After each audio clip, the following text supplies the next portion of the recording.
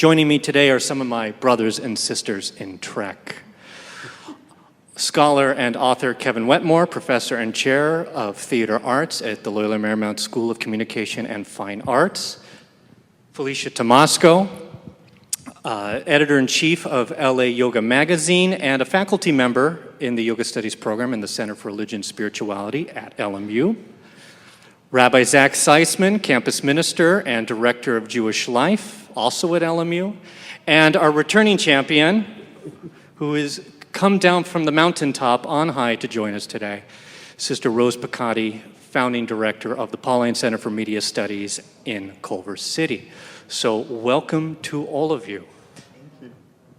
We're doing this with masks, so you're going to continuously see me doing this. Usually we would go around the Zoom room, but we're all in a room together. So let's just begin there. And your initial thoughts of this film. Kevin, we'll start with you. Oh, good Lord. Well, speaking as a Trekker and someone who saw this film in the movie theater when it came out, and has seen it many times since, for me it helps to always remember the sort of two original contexts. This is a film coming at the end of the Cold War. The Klingons were always sort of a stand-in for the Soviet Union. And so you'll hear a lot of echoes of that in the film. At one point, I believe, Christopher Plummer, who chews the scenery like the Cookie Monster in this movie, playing General Chang, refers to himself and Kirk as old Cold Warriors who don't want to see it end. The adversarial relationship is literally how they define themselves. So this film is sort of very much reflecting a cultural moment in the United States in 1991. Here's this adversary that is collapsing and needs our help. But for the past, century, we've focused on hating and fearing and fighting, and now what do we do? And so that context, I think, is very useful. And also within the context of the Star Trek universe, these are characters who were in a TV series and then who were in a single season of a cartoon series, and then this is the sixth film to come out of this. And we've had some highs and lows and some remarkable moments. But this is a film that sort of deals also with them at the end of their careers, so to speak. That Kirk is this captain whose son was murdered by the Klingons and has these feelings towards them. The relationship between the Klingons and the Federation have been set by something called the Organian Peace Treaty, which is from an episode of the original series. So there's this whole sort of context of Star Trek where they're like, we're about to change the dynamic here. And what was kind of exciting is by this point, the next generation had started where you have a Klingon on the bridge of the Enterprise as a member of the crew, in fact, as the head of security. So the guy who's in charge of everyone's safety is the enemy from the old series. And so one of the things that this film has to do is explain why, or not necessarily explain why, but show a world in which the enemy is now the protector. And there are new enemies. We were talking earlier about the Ferengi, who by Deep Space Nine are, the Federation now has Ferengi in it. And so every enemy, Star Trek says, and this film in particular, every enemy is temporary. Eventually, they will be something else. If not a friend, if not fully trusted, they will at least be a part of your world that you can safely interact with. And so this is a film, and I hate to say this in 2021, but this is a film from a more joyful time, a time of hope, that we can get past the things that separate us, the things that we fear, the things that we hate, the people that make us nervous and that we don't trust. This film says, yeah, there are going to be people out there who will try and sabotage that, but in the end, we will triumph and progress will happen and enemies will become friends. And that feels like a good biblical note to end on. Amen to that, Kevin. Thank you. Felicia. Well, I also saw this movie when it first came out in theaters. What's a theater? Yes, and am a lifelong science fiction fan myself and my whole family. I grew up watching Star Trek, the original series and the Next Generation. And when I rewatched this film just recently, I was really struck by the sense of hope that you mentioned, and really the sense of hope that permeates the film. And I also reflected on the fact that it's very much of its time in terms of the Cold War themes, but those themes held up for me watching it now in so many ways, just around how we use language to identify or to discriminate, questions of identity, questions of purpose, questions of how we come together as people, questions of, even in terms of identity, how we identify ourselves. And I think that came up in so many different ways in the film, in a crew facing their own retirement and their change in purpose, in the purpose of dealing with decades of conflict between different people, and how even whole industries identified themselves amidst that. And I think that those are themes that we see in the world today. So even though there are aspects of this being very much a film of its time and themes of its time, it didn't feel at all dated to me. And it felt like it could have been a movie that was made now in some ways. And I just also loved seeing the humor in it and how tight the story is. And those were some of the things I really reflected upon watching it. And I watched it multiple times, even over the last week. And each time I saw something new in it in terms of the reflection of these questions. So just so powerful. Thank you, Felicia. Zach. Well, first of all, it's wonderful to be here. Thank you, Michael and colleagues. It's an honor to be here with everyone. I am also someone who saw this in the theater when it came out many, many, many years ago. And I was too surprised at how much it held up. I love this film. It's a film that I've come back to a couple times over the past 20, 30 years, however long. It's not Search for Spock, in my opinion, or The Voyage Home, which are my two favorites. But this is one that I think is a lot of fun. I notice a lot of the humor. I don't know if it's the timing or the age that I was that it came out, but there's something about the humor in this film, which I think are spread out through all of the films. But for the topic, it's talking about some very intense topics: racism, obviously, prejudice. But I was surprised at how much humor was in the film. A lot of the aliens are kind of clunky, the special effects. I think I thought that when I saw it 30 years ago, so I think that's still the case. But this, as has already been mentioned, this movie is really about transitions, right? I think it's the last official trip or mission for the original crew.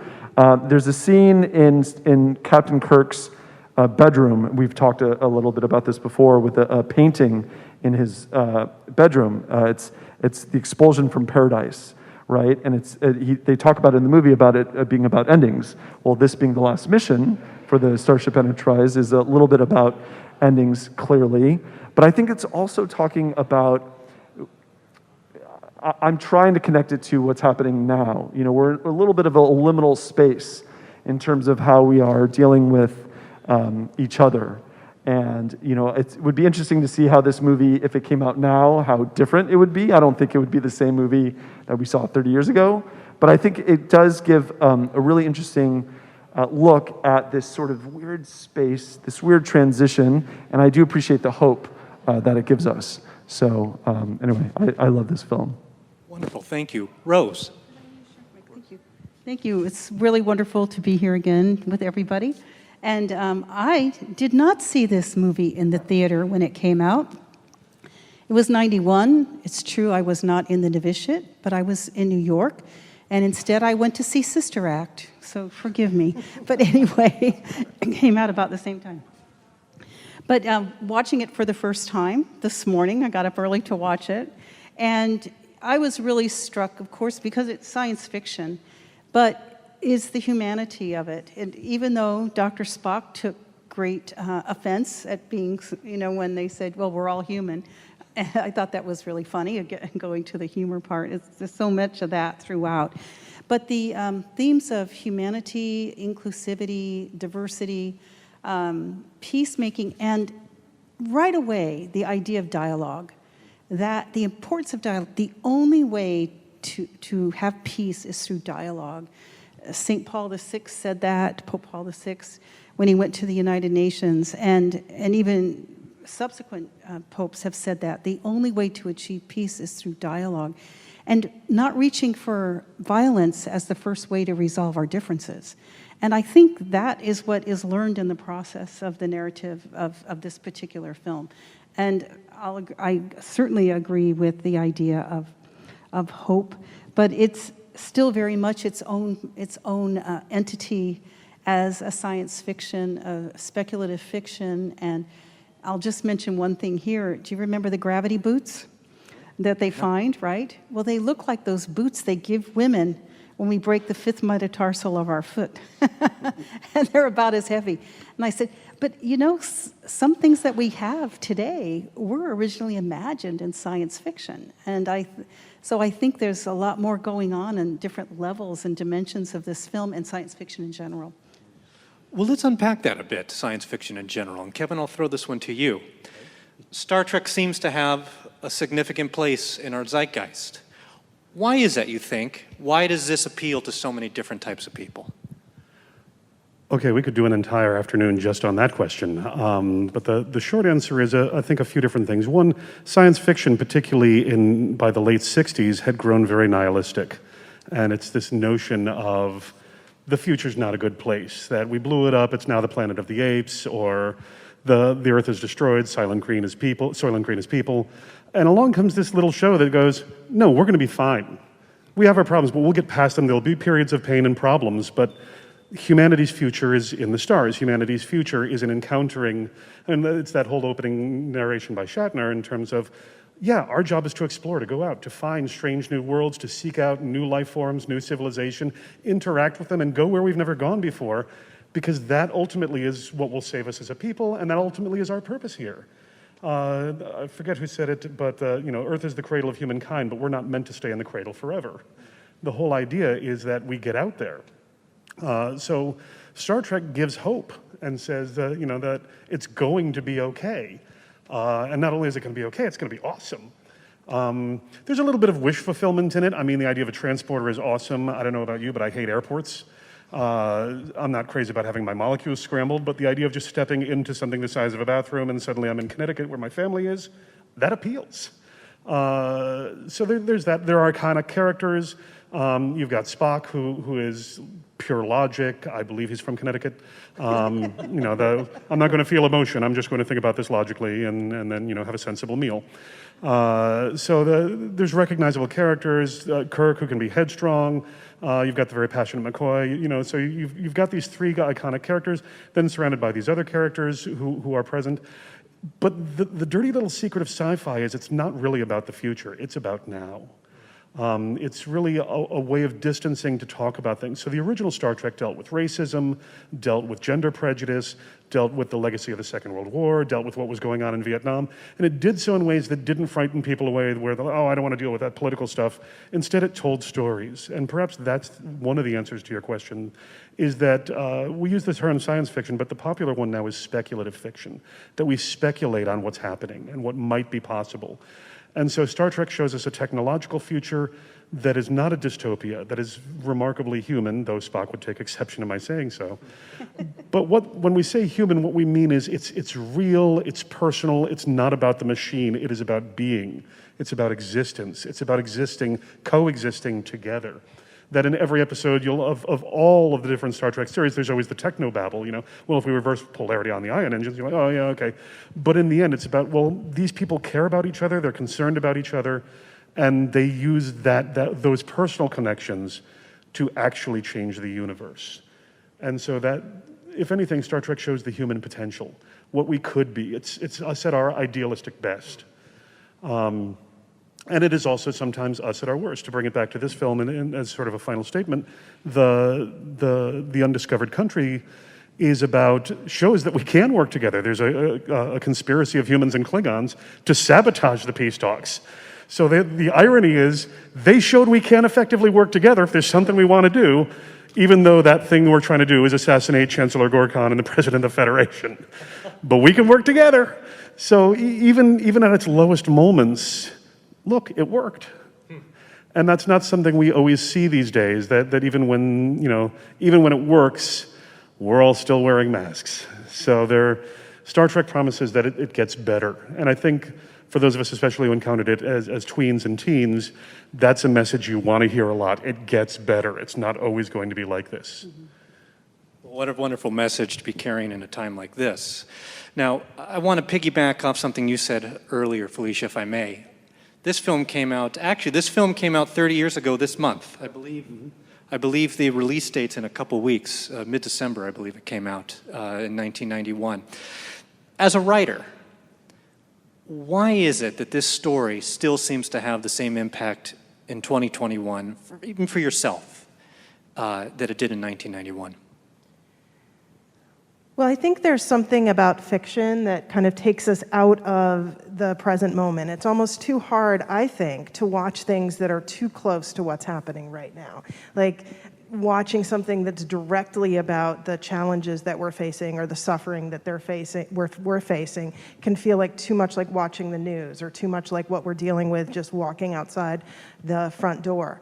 So there's something about this speculative fiction, science fiction, and reflecting on what Kevin said, this idea of hope that I think is really powerful, but also just from a genre perspective. When we look sometimes at, say, media that feels dated, we can look at, say, the treatment of women or the, racial stereotypes that are used or anything else.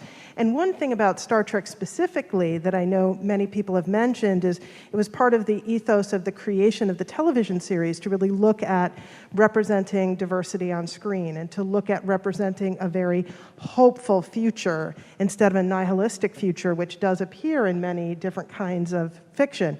So we have a hopeful future, we have questions of diversity, we have something that sort of exists out of time, right? So other than, yes, I could see that a version of this made today might have more upgraded special effects or different kinds of, visuals, but still the visuals for what they are, I felt held up very well.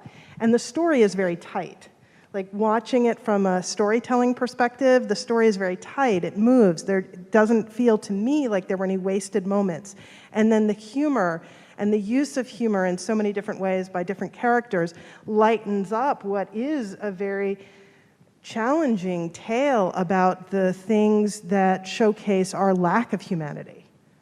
And so those were some of the things that I saw, watching this. How do we challenge ourselves? How do we challenge ourselves to be more, and it feels like a very, to use the word human feels kind of pejorative in a way, because even in the film, they talk about how the use of human is, the word human is somehow ethnocentric or species-centric in and of itself, but how we can be more compassionate, kind, open, aware, and to look at these questions that challenge the places where we're not that, but to do so with humor, I think is really powerful. So I think there's a lot of reasons why it stands up. Shifting from kind of the story itself to the themes of the story, and Zach, I'll pose this question to you, is in what ways do you think the film is an honest, or perhaps it's not an honest, portrayal of, shall we say, human prejudice? I think it's pretty spot on. I mean, I think of like Kirk, who we know, if you're a fan of the series, his son was killed by Klingons, right? And that gives him a pretty good reason to be hateful or suspicious, at least, of Klingons. And he's very explicit. He says, I'll never, ever trust Klingons, and I just won't. And then, of course, he does, right? So I think, it gives a very human insight or glimpse into, what the process looks like. And if you're a fan of The Next Generation, you know that Klingons are 100% part of their world. But that's not true for this cohort of the Enterprise. And in fact, most people are very, very suspicious. And I can't help but think about current regional conflicts in the world where people say, I know these people, I hate them, I will never trust them again. That happens quite often. And I've even experienced it myself, where I say, I will never trust these people. And it's through the stories. When I sit down across from this person that I quote hate and open up my heart and listen to them, the treaties and the next generation and the undiscovered country becomes discovered. So I think it's a good example of the dialogue that it takes to get to a place of opening up. Appreciate that. Rose, along those same lines, but I'd be interested in your take as someone who's in media literacy. what should we as viewers think about in about science fiction films? How should we discern this type of science fiction or speculative fiction films? Well, I think What should we be mindful of media in this literacy genre? is always about questioning. It's always about questioning who's in, who's out, who's being represented, who's underrepresented. What's the worldview? You know, why was this even made?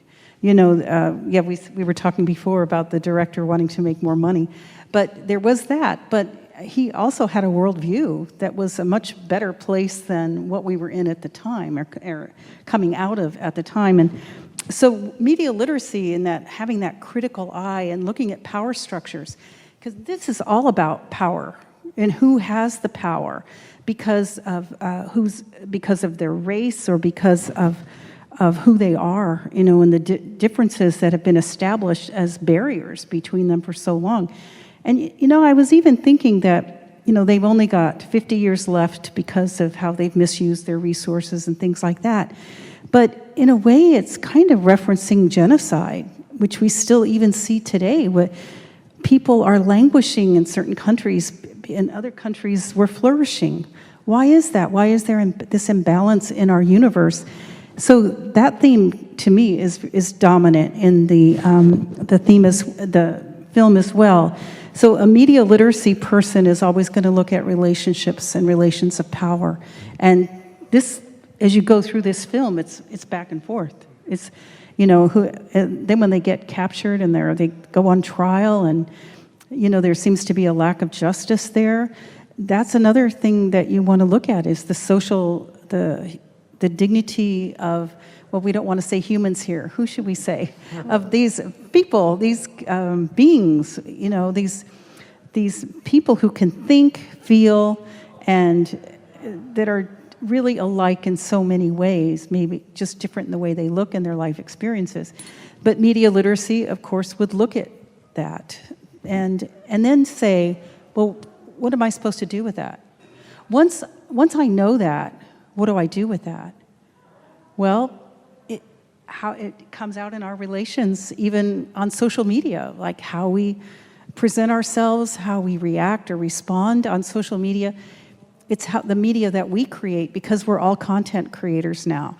So when we see something like, we were talking about this before, does a movie like this change people? Does a series of movies like Star Trek and then Star Trek Next Generation, these are profound themes in this film. How has it affected people for the better? How has it helped make our society better? Media literacy would talk about those things. It would become part of the cultural discourse of a classroom or a religious education scenario or a family that does more than just, watch. Wonderful, Rose. Well, let's see if we can make that applicable in our everyday situations here. here. Because it can be very small, right? It can just be our own little front yard. Five of us sitting on a stage in foggy Playa Vista with our massive audience, of course. I want to unpack something, though, if I might, with you, Kevin.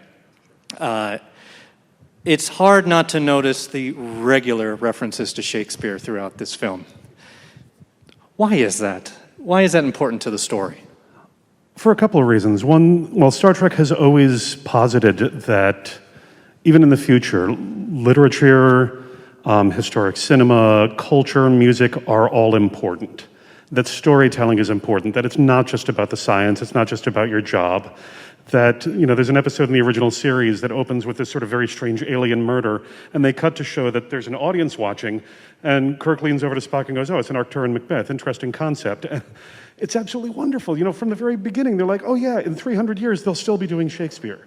And it's this notion that culture, the stories we tell, the ways that we tell them, the arts are a very important part of, we're not saying human, so sentient beings' culture. That culture itself is important as the science. And it's one of the ways in which we can connect with those who are perhaps different than us. That there's a wonderful episode, I'm going full Trekker here, I don't care. There's a wonderful episode in Next Generation called Darmok, in which Picard is kidnapped and placed on a planet in danger with a captain from the Children of Tama, the Tamarians, Captain Dathan, and their entire language is based upon literary reference and metaphor. So when Picard's, like, oh, we've got to stop this monster, and the other captain's like, Temba, his arm open. I have no idea what you're talking about. And the whole episode is about them learning to communicate through this sort of shared culture and then becoming part of the story themselves. So there is this celebration of culture as a transmitter of value, culture as a means by which we can connect to others, culture as an important part of what it is to be, I'm going to say human, but any sentient being. And the respect that Trek shows, we're not the same. Our cultures are different, our values are different. But humans value the Vulcans. The Vulcans are like, oh yeah, and Andorians are cool. It's about valuing other people's culture as their culture, not appropriating it, not comparing it to yours, but going, that's what they do, and that's awesome. The reason why Shakespeare is there is I think, a couple different reasons. One is, of course, the prevalence and prominence of Shakespeare in English language culture in particular, but also in world culture. And sort of the inside joke of the film, of course, is you don't know Shakespeare until you've read him in the original Klingon. And that's actually an echo of kind of what was happening in the world at the time. Muammar Gaddafi said Shakespeare was actually Arabic. His name is Shakespeare, and he then immigrated to England and wrote all these great plays, which were then translated back from the original Arabic into English. And everyone was like, oh, you're silly, Muammar. But it shows the importance of Shakespeare just as global cultural capital. So the Germans refer to unser Shakespeare, our Shakespeare. And you're like, dude, he's not German, doesn't matter. And every culture, whether it's China with Shashabia, Japan, Shakespeare, when Julius Nyerere became the president of Tanzania, one of the first things he did was translate Julius Caesar into Kiswahili to show that Kiswahili could be a literary language that can convey Shakespeare effectively. So Shakespeare, in some senses, is the gold standard of culture and cultural transmission. And obviously, the 90s is when that sort of begins to get questioned in terms of imperialism, and well, yes, we'd all be studying the works of Lope de Vega had the Spanish Armada not, sort of gone to heck, and Spanish conquest of the New World had been much more complete than the English. So it's some of the accidents of history. And yet at the same time, speaking as a Shakespearean actor, speaking as the person who runs LMU's Shakespeare Festival, I absolutely adore Shakespeare because I find in his work what it is to be human. We keep coming back to that, but I feel, just indulge me for one more second. There's a beautiful moment in King Lear, a play that it took me a long time to come to appreciate, where Lear has just raged on about how he's the king, and he's every inch a king, and everything I am is king. And then the next thing he does is he turns to his assistant and says, can you help me with this button? And I'm like, that's so, he's just, I am the most powerful person in this room. Can you help me with my clothing? I'm having a problem here. And that feels so real. When Cordelia comes from France and her father kneels down in front of her and is like, please forgive me, I beg you, I was wrong, I screwed you over, I'm a horrible father. She doesn't do a whole speech about forgiveness. She doesn't do a whole speech about what, well, I told you I love you. Instead, she says, get up, old man, no cause, no cause. And the first time I read that, I'm like, Shakespeare knows this. Because if my father knelt in front of me, in front of my army, begging for forgiveness, I'd be like, get up, we don't have to do this now, it's fine. That to me is so much more than to be or not to be. Those moments remind us what it is to be human. And so I think that's one of the reasons why we value the plays so much and say 300 years from now, we'll still be doing them. That was a long answer, No, I'm sorry. It's a great answer. It's exactly the kind of answers we're looking for here today.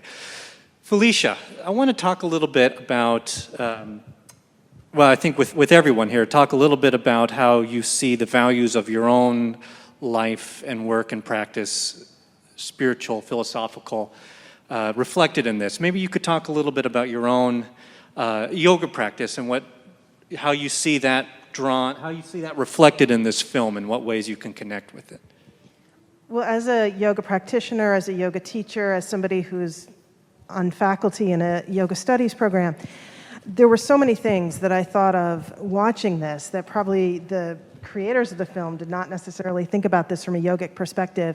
But one of the texts that, speaking of storytelling, that is revered and referred to often in the yoga tradition, the Bhagavad-Gita, which is one of the most important Hindu texts, is a story that takes place on a battlefield. So it's really looking at what are those key moments in life that bring us to our knees, that bring us to the very edges of our sentient being emotionality, that bring us to the questions as well of our identity. Who am I? who are these people, beings, humans around me, and what's my place in it, what's my relationship, and what is my purpose? And there's so much that's really embedded in the philosophical teachings of yoga around that, and around that identity, which we tend to think of as being related to, well, what's my title, what's my path, what's my job, what's my family, what's my relation to all of this.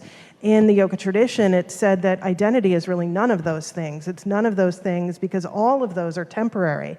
And in so many ways, this film, which is about transition, which we've talked about so much, and sort of the deconstruction of what our assumptions are and what our notions are about a person's place in society and in history. And there's so much that we can deconstruct around that. And we can look at that at the time of the Cold War, and we could look at that in times of environmental disaster. We could look at that in times of, current discussions around pandemic or around culture or around climate change. There's so many places where this comes up, and there's so many things that bring us to our knees in the various aspects of the battlefield in which we live our lives and question our identities. And I think that having something outside of us that reflects on these topics is just so poignant and meaningful and allows us to go through that process of questioning ourselves. Similar question for you, Zach. In the same way we see references, actually, we may see references, we do see references to Shakespeare. Might we say the same for a number of references to Judaism in this film? Sure. I was actually thinking about Shakespeare as being a very Jewish echo. So, one of the things that I love about my Judaism is that when I'm studying a Jewish text or praying, it's the same Jewish text that my great-great-great-great-great-grandfather engaged in and argued with. So when I'm lighting the Shabbat candles or I'm studying a piece of Talmud, I am actively involved in this ongoing conversation. And so you'll see rabbis from the first century having a conversation with a rabbi from the 12th century, and it's legitimate. And there's a bit of time travel and mysticism, and but it's all part of my Judaism. So I see Shakespeare fitting very comfortably into the Star Trek universe as this ongoing conversation, being reflective, arguing with the past, making sure it's important in 300 years, and you can argue. I just see it being very Jewish. I also see that there's something almost uniquely Jewish about the flavor of the Star Trek universe in general.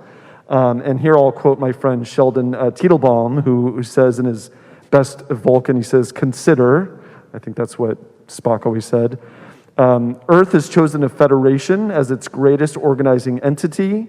The federation believes in outreach and mutual acceptance and respect as organizing principles.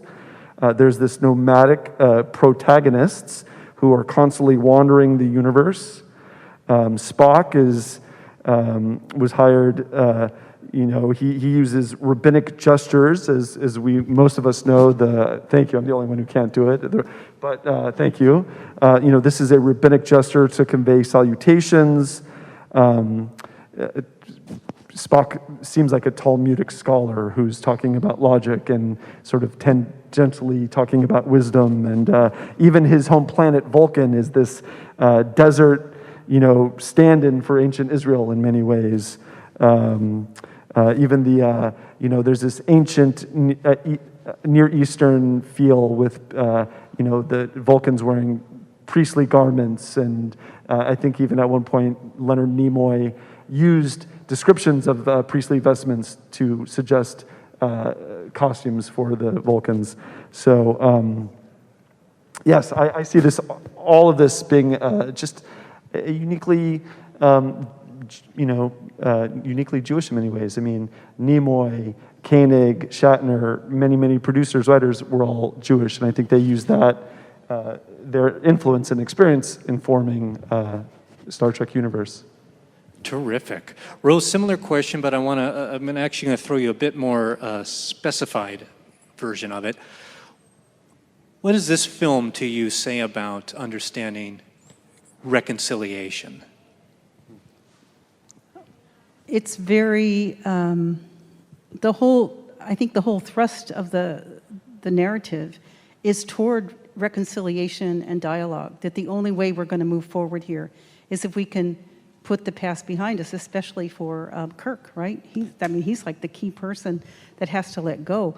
But in that line, I look at the themes of Catholic social teaching, and they all lead toward reconciliation and peace if we hopefully take them seriously and live them out. But the common good, creature dignity, sentient being dignity, human dignity, solidarity. We're seeing solidarity here, and it kind of morphs back and forth between the two groups as they have solidarity among themselves, but then they have to move out and create a greater solidarity. Subsidiarity, where groups also keep their own identity and their own ability to do what they do. What we didn't see a whole lot of was the idea of specific family as in a nuclear family, but we certainly saw community building here. And community building happens when we live in a spirit of reconciliation. I think we have to be, well, we hope we're ready to say we're sorry and to actually build the structures for encountering each other, to be able to admit our faults and to ask forgiveness and to move forward in a positive way, as we see in the film, which is, it builds toward that hopeful ending. Then the other theme that comes out, and it came out right at the beginning, was the environment. That this community of people is suffering, is going out of existence because they have mistreated their resources. And the earth is our common home. So these are just some of the themes that, why would we even want to reconcile if we're destroying our earth anyway? But reconciliation and working together can help us keep our earth going. I think that's a great common theme throughout the whole thing, no matter what other perspective or lens we might use. Wonderful. A closing question for all of you to ponder. And we use this model as we have, we kind of close this way as we have with the other films, looking at one or two particular things that really seem to come out on this film. So I want to ask you all this. What does this film say about prejudice and the importance of making peace? Kevin, we'll start with you, since we seem to be going through the rotation here. Sure. Well, it says quite a bit about prejudice and quite a bit about making peace. Those are two of the major themes of the film. I'm going to sort of answer this in a circular fashion, going to something that Zach said earlier. The other thing that strikes me about Spock is he's an ethicist. The big thing about the Vulcans is it's all about ethics, and certainly that comes to the fore with Star Trek II. The needs of the many outweigh the needs of the few or the one, which is a very utilitarian argument, not without its own problems. But Spock is always looking at every problem. Forget my own selfish interest. What is the best way to solve this to bring the most benefit to the most people? And one of the things that Star Trek consistently points out in all of its incarnations is the danger of oversubscribing to your own group. That my loyalty is to the Federation and screw the Klingons. And what I appreciate about this film is that it says the Klingon mood exploding, the explosion of praxis is not just a Klingon problem. It's going to affect us as well, whether that's in the form of refugees or destabilization. Somehow this will affect us. We can't just go, good, we win. We need to deal with the problems now so that we don't have much bigger problems later. And it's that recognition of the interconnectedness of all things. And this is something that comes up in Trek again and again and again. And there's one point where they realize that warp drive is actually causing destabilization. That's the Next Generation episode. Yes. So you know what? Now everyone has to go at lower warp. Well, that means it's going to take us a month to reach there instead of 2 weeks. Well, then it's going to take a month. That we need to adjust our behavior if our behavior is affecting those around us in a way negatively. And so, again, I find this to be a frighteningly timely film in terms of creation care, how our behavior affects others, how we can reconcile with others. And it works on two levels in terms of reconciliation and peace and prejudice. On the individual level, Kirk hates Klingons, won't trust them, and has personal reason not to. A Klingon killed his son. And what he has to learn is, yes, a Klingon killed his son, the Klingons didn't kill his son. The group and the individual should be kept as two separate things. And what this one being did is not reflective of the whole culture. And Kirk himself, let's be honest, has killed a whole lot of Klingons. There are a lot of Klingon parents who are probably not happy with Kirk. So it's the ability to move past the violence, sometimes even the violence you yourself have done, and recognize a path forward to a better future for everyone, instead of looking at it as a zero-sum game, or you lose, we win. There's an ethos to this film of a better future is possible, which Trek has always been, but you have to work towards it. It is not enough just to keep the status quo. You have to be all in, and sometimes that means swallowing your own pain and your own hurt and moving past it to make a better universe. Not just a better world, which we want, but a better universe. And this film is about Kirk needing to make that journey and recognizing, okay, we have a model with the daughter of Gorkon who saw her father assassinated. And she's like, yeah, I lost a family member too. He died for a dream. Let's not let the dream die. Let's make that peace happen. When that's happening at the same time that Madiba, Nelson Mandela, is walking out of a cell in South Africa, that the Soviet Union is falling, I think we forget at our peril what a time of incredible change the early 90s was, and how we saw suddenly the potential for all sorts of peace and all sorts of reconciliation and all sort of release of prejudice, that sadly we have not lived up to that promise. And on that heartbreaking note, I'm going to pass the mic. Well, in speaking of not living up to the promise of recognizing the danger of prejudice, I think that one of the key messages of this film is that the reconciliation, the moving forward, the remembering, or the really connecting to our interconnectedness is an important aspect of survival. And so that feels like one of those messages to me, that we continue to look at this, and continue to look at this in that prejudice just doesn't go away with an instant. And it is something that we can look at progress. And I think there's a time when we can look at the past and say, look how far we've come, look at what progress we've made. But there are these conflicts that happen on an ongoing basis. So how can we continue, for the sake of our own survival, for the sake of our own interconnectedness, for survival that isn't selfish but is communal, to continue to engage in reconciliation and peace, I think is something that's important for us to remember in the present and moving into the future. I think Star Trek has always embraced diversity, whether it was the first interracial kiss on TV or just the diverse of actors. I think the promise of Star Trek, and I think maybe particularly of this movie, is the promise that marginalized people can stand at the center of the universe, right? You can be a captain of a starship. You can be the second man. You can be a third in control. You can go on to have your own, be the cat.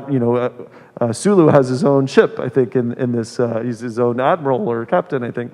And not only you can stand at the center of the universe, you can go on adventures and you can have fun, you can find love. I mean, I think, this is showing us that, the marginalized in the world are actually at the center of that.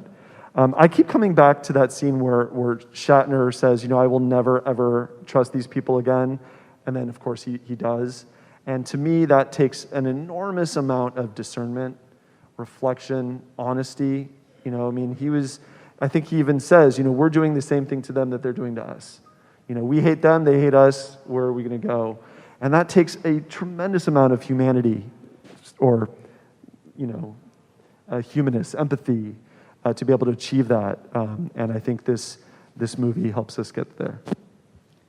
I think there's a couple of lines that I think really stood out to me, or I should say themes, and that was Spock talking about faith and the necessity the need to have faith, that the universe will do what the universe was set out to do, was created to do.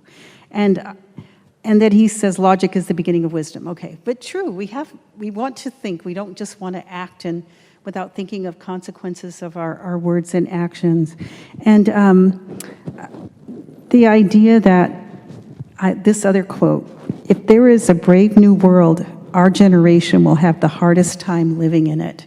and that was Spock talking with Kirk. And as the oldest member of this panel, because I'm sure I am, I will say yes and no, because sometimes I think those who are older among us are willing to let go of the past, to have a brave new world, to be different, because at a certain point, it gets really old, just doing the same old thing and just maintaining a status quo. It gets really boring, too. Thank you all very, very much. Before we get to the screening, there are two things I want to add. First is why I'm thinking of it, because Zach, you made me think of it. Sulu's ship, the USS Excelsior from the film, is actually on display as part of a larger Star Trek exhibit right now at the Skirball Center. So for those of you in the Los Angeles area, I believe the exhibit's still going on. Oh, I see a thumbs up. Okay, it's still to January? All right. Go see it. Actually, the Excelsior model from Star Trek 6, and subsequently, I think, or before that, 4 and 3, is on display there, that the one they used in the films. So nerd out, friends. Nerd out while you can this Christmas. Second announcement is that this is the first of 2 discussions on this film.